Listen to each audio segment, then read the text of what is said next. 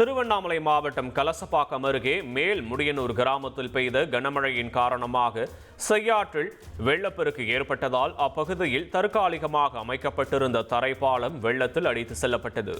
இதனால் முடியனூர், முத்தனூர், மேல் முடியனூர் உள்ளிட்ட பல்வேறு கிராமங்களுக்கு போக்குவரத்து துண்டிப்பு ஏற்பட்டதால் பொதுமக்கள் பாதிப்படைந்துள்ளனர். திருப்பத்தூர் மாவட்டம் ஆம்பூர், வாணியம்பாடி மற்றும் அதன் சுற்று வட்டாரங்களில் கனமழை பெய்தது. இதனால் கோணமேடு பகுதியில் மழை நீர் தேங்கி அதன் உபரி நீர் சென்னை பெங்களூரு தேசிய நெடுஞ்சாலை முழுவதும் சூழ்ந்தது.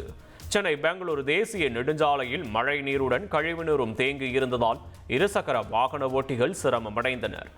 மழை பெய்யும் போதெல்லாம் இப்பகுதியில் நீர் தேங்கி வருவதாகவும் அதிகாரிகளிடம் பலமுறை புகார் அளித்தும் உரிய நடவடிக்கை எடுக்கப்படவில்லை என அப்பகுதி மக்கள் குற்றம் சாட்டினர்.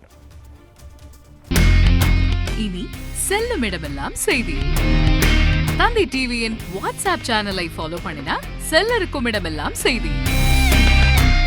இதோ QR கோட் இப்பவே ஸ்கேன் பண்ணுங்க, ஃபாலோ பண்ணுங்க.